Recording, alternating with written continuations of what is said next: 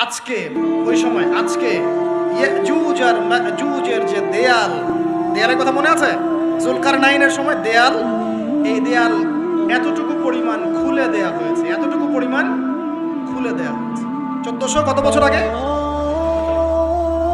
তখন তার স্ত্রী বলছেন আনুহলিকু ওয়া ফিনা সালিহিন, আনুহলিকু ওয়া ফিনা সালিহিন ইয়া রাসূলুল্লাহ, হে আল্লাহর রাসূল সাল্লাল্লাহু আলাইহি ওয়াসাল্লাম, আমাদের মধ্যে ভালো মানুষরা থাকা সত্ত্বেও কি আমরা ধ্বংস হয়ে যাব? আপনি যে বলছেন ওয়াইলুল লিল আরব, আরবদের জন্য ধ্বংস। নবীজি বলছেন নাম হ্যাঁ, নাম হ্যাঁ, ধ্বংস হয়ে যাবে। ইযা কাসুরাতিল খাবাস, যখন নগ্নতা, বেহায়াপনা, অশ্লীলতা সমাজে রন্ধ্রে রন্ধ্রে ছড়িয়ে পড়বে, তখন আলেম জালেম সব ধ্বংস হবে। এই হাদিসটা অকাট্য হাদিস বুখারী মুসলিমের, মানে এটা সহিহ, এটা বিষয়ে কোনো সন্দেহ নেই।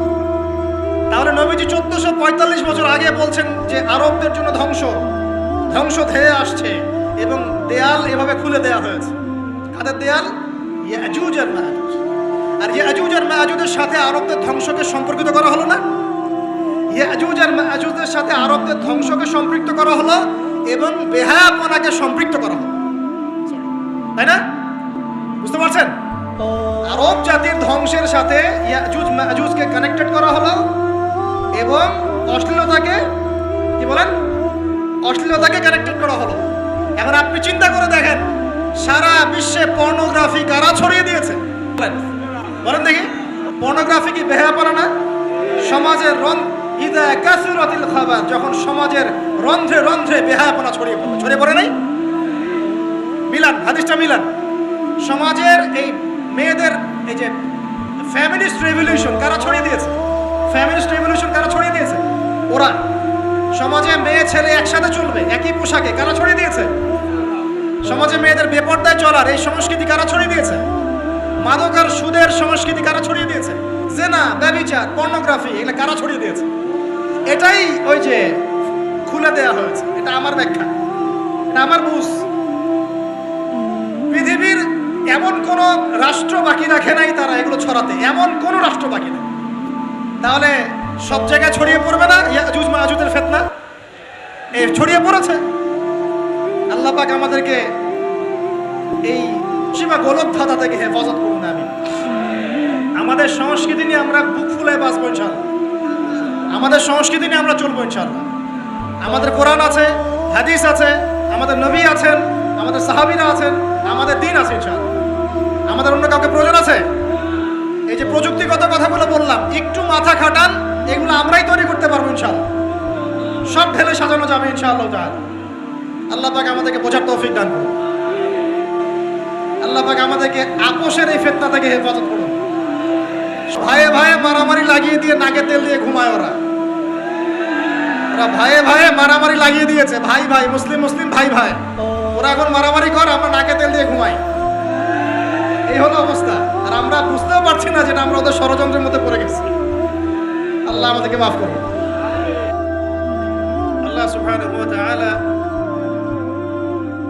আমাদেরকে খেলার ছলে সৃষ্টি করেন নাই, তাই করেছেন কি? আল্লাহ সুবহানাহু ওয়া তাআলা এই পুরো মহাবিশ্ব, আসমান জমিন, সাত আকাশ, এই পৃথিবী, জিন ও মানব জাতি, এই সব কিছুই একটা মহৎ বিশাল উদ্দেশ্যকে সামনে রেখে সৃষ্টি করেছেন।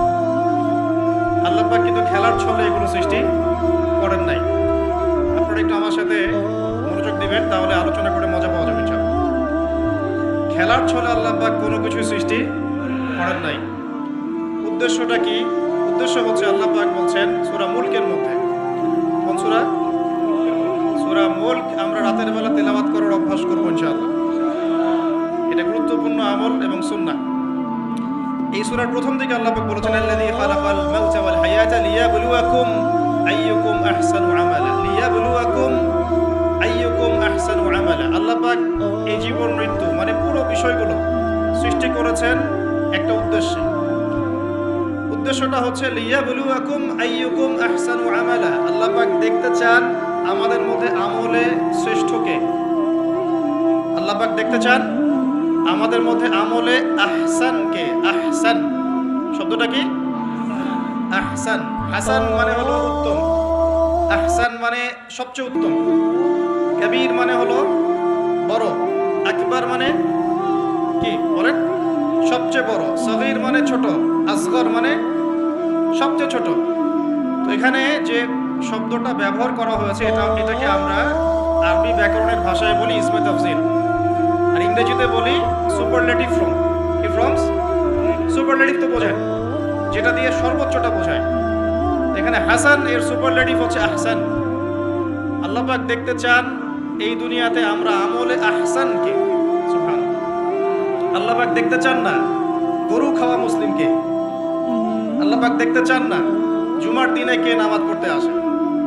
আল্লাহ পাক দেখতে চান না ঈদের দিনে কারা নামাজ পড়তে আসে, রমজান মাস আসলে কারা মুসল্লি হয়। আল্লাহ পাক এটা দেখতে চান। আল্লাহ পাক কি দেখতে চান? আমলে আহসান। আহসান হতে হলে কি গতানুগতিক মুসলিম হলে চলবে, না শক্ত মুসলিম হতে হবে? কোনটা? মুসলিম এখন বাংলাদেশে মোটামুটি দুই প্রকার।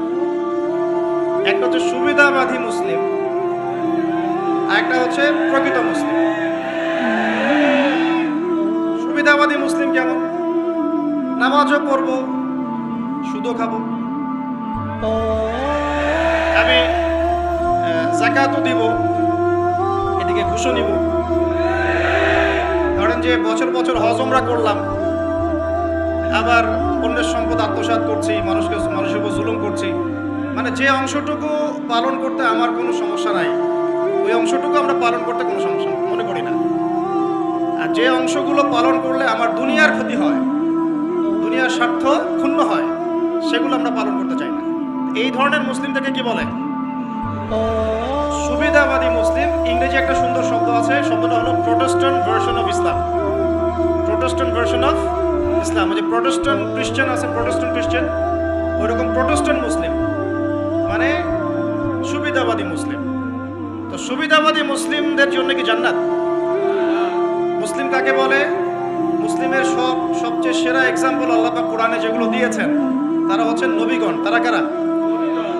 এবং সর্বশ্রেষ্ঠ নবীকে মুহাম্মদ রাসূলুল্লাহ সাল্লাল্লাহু আলাইহি ওয়াসাল্লাম। সেই সর্বশ্রেষ্ঠ নবী মুহাম্মদ সাল্লাল্লাহু আলাইহি ওয়াসাল্লামকে আল্লাহ পাক একজন নবীর দৃষ্টান্ত দিয়ে মুসলিম হওয়ার কথা বলছেন, মুসলিম হওয়ার উৎসাহ দিচ্ছেন। কিভাবে? সেই নবীর নাম হচ্ছে ইব্রাহিম আলাইহিস সালাম। আল্লাহ পাক সূরা বাকারা পড়ে দেখবেন, শুরুর দিকে আছে, প্রথম পারার একদম শেষের দিকে। আল্লাহ পাক বলছেন, বা'দা আউযু বিল্লাহি মিনাশ শাইতানির রাজীম, ইয ক্বালা লাহু রাব্বুহু আসলিম। হে নবী মুহাম্মদ সাল্লাল্লাহু আলাইহি ওয়াসাল্লাম, যখনই আমি আল্লাহ ইব্রাহিমকে বলেছিলাম আত্মসমর্পণ করো, বুঝুন কথাটা, যখনই আমি আল্লাহ ইব্রাহিমকে বলেছিলাম আত্মসমর্পণ করো, ক্বালা ইব্রাহিম বলেছিল আলাইহিস সালাম, আসলামতু লিরাব্বিল আলামিন, আমি জগৎ সমূহের প্রতিপালকের নিকটে কি করলাম? আত্মসমর্পণ করলাম। এটা কেমন ছিল আত্মসমর্পণ? আল্লাহ পাক বলেছেন, তোমার স্ত্রী এবং সন্তানকে রেখে আসো। কোথায়? কোথায়? জনমানব শূন্য জায়গায়। তখন কাবা ঘর নির্মাণ হয় নাই, সেখানে খাবারও নাই, পানিও নাই। ইব্রাহিম আলাইহিস সালামকে বলেছিলেন যে আল্লাহ, আপনার এই আদেশের পিছনে যুক্তি কি, দর্শন কি, বিজ্ঞান কি? বলেন তো দেখি। ইব্রাহিম আলাইহিস সালাম কি আঙ্গুল তুলেছিলেন আল্লাহ পাকের আদেশের উপরে? এটা হলো মুসলিম। বলেছেন সন্তান বড় হয়েছে, ফালাম্মা বালাগা মাআহু সাইয়া, যখন বাচ্চা দৌড়াদৌড়ি করতে শিখলো, মানে দৌড় দিতে শিখলো বাবার সাথে, তখন তিনি বলছেন, ক্বালা ইয়া বুনাই, হে আমার সন্তান, ইন্নী আরা ফিল মানামি আন্নী আযবাহুক, আমি স্বপ্নে দেখেছি আমি তোমাকে জবাই করছি। ফানজুর মাযা তারা, তোমার কি রায় আমাকে বলো। সন্তান ইসমাঈল বলছেন, ইয়া বাতি, হে আমার বাবা, ইফআল মা তুমার, আপনাকে যে আদেশ করা হয়েছে আপনি তাই করুন। সাতাজিদুনি ইনশাআল্লাহু মিনাস সাবিরিন, ইনশাআল্লাহ আপনি আমাকে ধৈর্যশীল পাবেন। এই যে বাবা ছেলে, এটা হলো মুসলিম, এটা হলো ইসলাম। ইয ক্বালা লাহু রাব্বুহু আসলিম, আল্লাহ যখন তাকে বলেছেন আত্মসমর্পণ করো, ব্যাস তিনি বিনা বাক্য ব্যয়ে আল্লাহ পাকের হুকুমের সামনে মাথা পেতে দিয়েছে। এর নাম হলো কি? এখন বলেন, এই মানদণ্ডে আমরা কতজন মুসলিম আছি এখন? নামাজের বৈজ্ঞানিক ব্যাখ্যা খোঁজে মানুষ এখন, রোজার বৈজ্ঞানিক ব্যাখ্যা খোঁজে, যাকাতের অর্থনৈতিক ব্যাখ্যা খুঁজি। ব্যাখ্যা তো আছে, আছে না নাই? এই ব্যাখ্যা আমার না জানলেও চলবে, ব্যাখ্যা আছে, ব্যাখ্যা মিলতে পারে, আবার আমার আমার মানে সংকীর্ণ বুদ্ধিতে নাও আসতে পারে।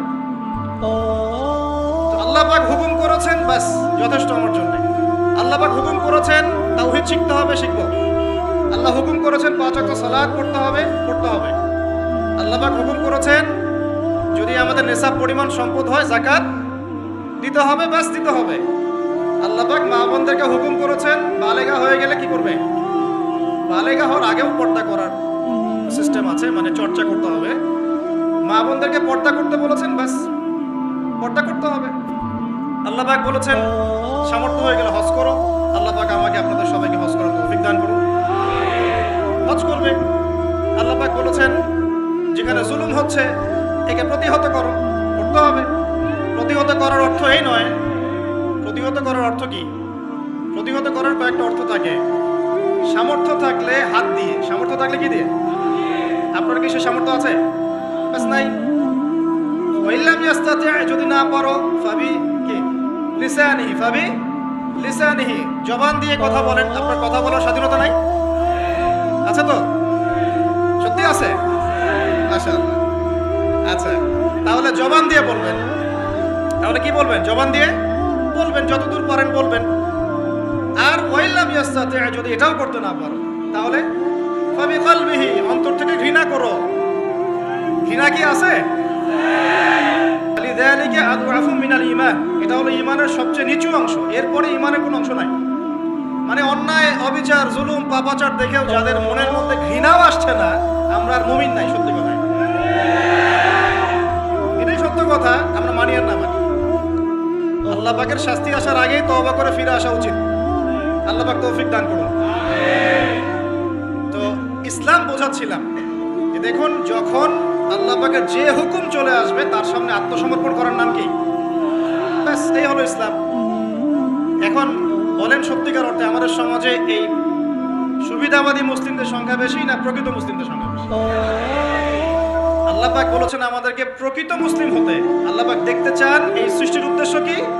আল্লাহ দেখতে চান সবচেয়ে শ্রেষ্ঠ মুসলিম কারা। সুবহানাল্লাহ, সুবহানাল্লাহ। আল্লাহ পাক আমাদেরকে শ্রেষ্ঠ মুসলিম হওয়ার তৌফিক দান। এখন এই কাজটা তো সহজ না। কাজটা কি সহজ? কাজটা কিন্তু এত সহজ না। তো কাজটাকে সহজ করার জন্য আমরা আল্লাহর তৌফিক কামনা করি। আল্লাহ পাক আমাদের সবাইকে তৌফিক দান করুন।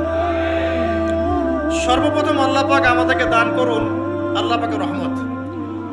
আল্লাহ পাক আমাদেরকে দান করুন আল্লাহ পাকের মারিফত, আল্লাহ পাকের দ্বীনের বুঝ, নেক হায়াতের মধ্যে বরকত এবং সঠিক বেঠিক ভালো মন্দ বোঝার ক্ষমতা এবং হক চিনে গেলে তার উপর অটল থাকার তৌফিক। আল্লাহ পাক আমাদের সবাইকে এগুলো দান করুন। এখন আজকের যে কথাটা বলতে চাচ্ছি, যে আমরা যদি আমাদের জীবনটা কাজে লাগিয়ে আল্লাহ পাকের রেজামন্দি হাসিল করতে চাই, সমকালীন ফিতনাময় প্রেক্ষাপটটা আরো কঠিন বেশি। আগের প্রেক্ষাপটটা যতটা কঠিন ছিল, আস্তে আস্তে প্রেক্ষাপট কি হচ্ছে? আরো কঠিন হচ্ছে। যেমন পুরো বিশ্বের ক্ষমতা একসময় মুসলিমদের হাতে ছিল, এখন আছে কি? পুরো বিশ্বের অর্থনৈতিক চালিকা শক্তি একসময় মুসলিমদের হাতে ছিল, এখন কি আছে? পুরো বিশ্বের আপনার বিজ্ঞান প্রযুক্তি বলেন, সামরিক বিষয়গুলো বলেন, সেনাবাহিনী বলেন, হ্যাঁ, রাষ্ট্রীয় কাঠামো বলেন, খেলাফা বলেন, যত বড় বড় কথা শব্দগুলো, এগুলো একসময় মুসলিমদের হাতে ছিল। কাদের হাতে ছিল? এখন কি পুরো বিশ্বের কন্ট্রোল মুসলিমদের হাতে আছে? পুরো বিশ্বের অর্থনৈতিক কন্ট্রোল আছে? পুরো বিশ্বের পলিটিক্যাল কন্ট্রোল, পুরো বিশ্বের এই যে বড় বড় অস্ত্রশস্ত্রগুলো মুসলিমদের হাতে আছে? মিডিয়াগুলা, প্রযুক্তি। এখন প্রেক্ষাপট তাহলে আরো বেশি জটিল। তার উপরে আবার সামাজিক ফিতনা আছে, বেপর্দার ফিতনা আছে, পর্নোগ্রাফি আছে, জুয়া আছে, কিশোর গ্যাং আছে, মাদকাসক্তের সয়লাভ আছে, বেপর্দা নারীদের সয়লাভ আছে, আছে না? মিডিয়ার প্রোপাগান্ডা আছে, জুলুম আছে, কত কি আছে। এই সব কিছু মিলায় এই যুগে তো চলা আরো কঠিন কিনা? এই যুগে চ্যালেঞ্জটা আরো কঠিন কিনা? এজন্যই এরকম একটা যুগের কথা বলে নবী সাল্লাল্লাহু আলাইহি ওয়াসাল্লাম সুসংবাদ দিয়েছেন আমাদেরকে। কি সুসংবাদ? নবীজি বলছেন ইন্না মিন ওয়ারাকুম জামানা সাবরিন, বলেন সাল্লাল্লাহু আলাইহি ওয়াসাল্লাম, তোমাদের সামনে একটা কঠিন সময় আসছে, কঠিন সময়। উদাহরণ দিতে গিয়ে নবীজি বলছেন সময়টা এমন কঠিন যে হাতের মধ্যে আগুন ধরাটা যতটা কঠিন, হাতে ঈমান ধরে রাখা অত কঠিন হবে। আগুন ধরা কঠিন না সহজ? আগুন ধরা কঠিন না সহজ? নিঃসন্দেহে কঠিন। তাহলে ঈমান ধরে রাখাটাও হবে ওই রকম কঠিন। তার মানে বুঝতে পারছি এখন আমরা যারা ঈমান নিয়ে চলাফেরা করার দাবি করছি কিন্তু ওই রকম হিট ফিল করছি না, তাহলে ঈমানেও সমস্যা নাকি? আচ্ছা,